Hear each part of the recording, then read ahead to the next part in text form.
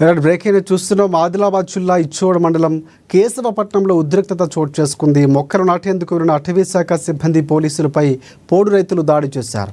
తమ గ్రామంలోకి రావద్దంటూ రాళ్లతో దాడికి పాల్పడ్డారు. దీంతో పలువురికి తీవ్ర గాయాలయ్యాయి. ఆందోళనకారులు దాడిలో పోలీసు వాహనాలు కూడా ధ్వంసమయ్యాయి. ఫారెస్టు, పోలీసు, మీడియా సిబ్బందికి గాయాలవ్వగా వారిని ఇచ్చోడ ప్రభుత్వ ఆసుపత్రికి తరలించి చికిత్సను అందిస్తున్నారు.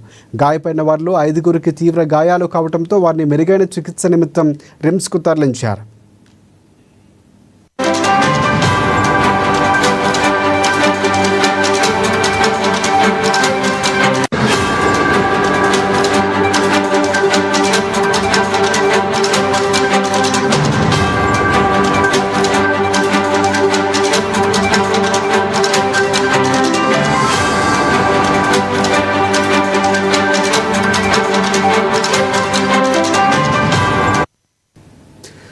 ఆదిలాబాద్ జిల్లా ఇచ్చోడ మండలం కేశవపట్నంలో ఉద్రిక్తత చోటు చేసుకుంది. మొక్కలు నాటేందుకు వెళ్లిన అటవీ శాఖ సిబ్బంది పోలీసులపై పోడు రైతులు దాడి చేశారు. ఇక తమ గ్రామంలోకి రావద్దంటూ రాళ్లతో దాడికి పాల్పడ్డారు. దీంతో పలువురికి తీవ్ర గాయాలయ్యాయి. దీనికి సంబంధించి పూర్తి అప్డేట్స్ అందించేందుకు అక్కడ నుంచి మా రీజనల్ కోఆర్డినేటర్ సత్యనారాయణ మనకి ఫోన్లో సిద్ధంగా ఉన్నారు. సో సత్యనారాయణ, చెప్పండి, పూర్తి అప్డేట్స్ ఏంటి? అసలు ఎందుకు ఆందోళన చేసినటువంటి పరిస్థితి కనిపిస్తుంది? ఎవరెవరికి గాయాలయ్యాయి? Rajasekhar, good afternoon. అయితే ఇచ్చోడ మండలం కేశవపట్నం అంటే అది ఎప్పుడు కూడా ఒక ఉద్రిక్తతకి పేరుగా మనం చెప్పొచ్చు. ఎందుకంటే అక్కడ ఉన్నది కూడా మొత్తం కూడా ఆ పోడు వ్యవసాయం చేసుకునేటువంటి రైతులు, ఎంతో కాలం నుంచి ఇక్కడికి వలస వచ్చి ఇక్కడనే సెటిల్ అయిపోయినటువంటి ఒక రైతులు వాళ్ళందరూ కూడా.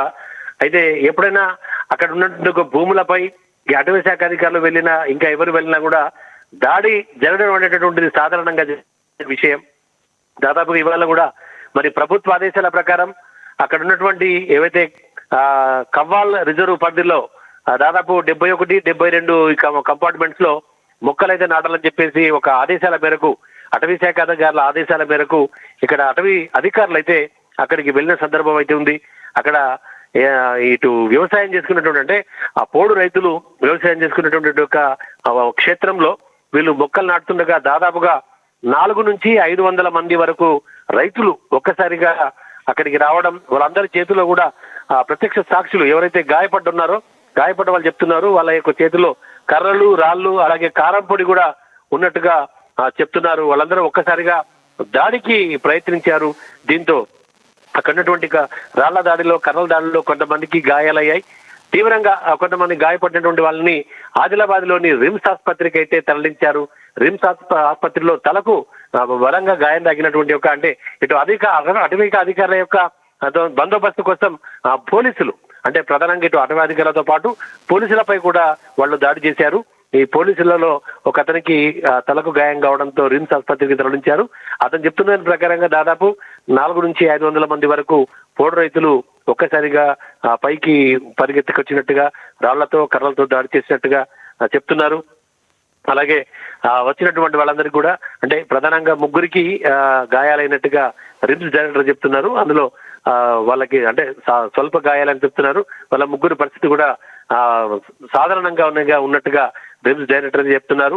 అయితే కొన్ని పోలీసు వాహనాలని ధ్వంసం చేసినట్టుగా, అలాగే మీడియాపై కూడా, అంటే ఏదైతే కవరేజ్ కి వెళ్ళినటువంటి ఒక మీడియా ప్రతినిధులు కూడా కొంతమంది గాయపడ్డట్టుగా, అంటే చిన్న చిన్న దెబ్బలు తాకినట్టుగా కూడా ప్రత్యక్షంగా ఉన్నటువంటి వాళ్ళు చెప్తున్నారు.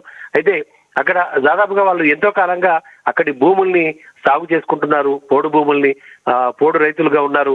అయితే కొన్ని, అంటే ఏదైతే కన్జర్వేషన్, అంటే కవ్వాల్ అటవీ పరిధిలో ఉన్నటువంటి ఒక భూముల్లో అంటే ఇటు ప్రభుత్వ ఆదేశాల మేరకు అటవీ అక్కడ ఉన్నటువంటి ఒక మొక్కలు నాటాలి, అంటే యొక్క పచ్చదనాన్ని పెంచాలనేటటువంటి ఒక అధికారుల ఆదేశాల నేపథ్యంలో ఇటు అటవీ అధికారులు అయితే వెళ్ళిన పరిస్థితి. సో ఓవరాల్ గా చూస్తే మాత్రం పరిస్థితి అయితే అక్కడ ఉద్రిక్తంగానే కనబడింది. అయితే ఇప్పుడు అందరూ కూడా అక్కడి నుంచి వెళ్ళిరావడంతో ఎప్పుడైతే తీవ్రంగా గాయపడ్డ వ్యక్తులకు మాత్రం ఇక్కడ రిమ్స్ లో అయితే చికిత్స జరుగుతున్న ఒక పరిస్థితి కనపడుతుంది. Rajasekhar, thanks for updates Satyanarayana. Yeah.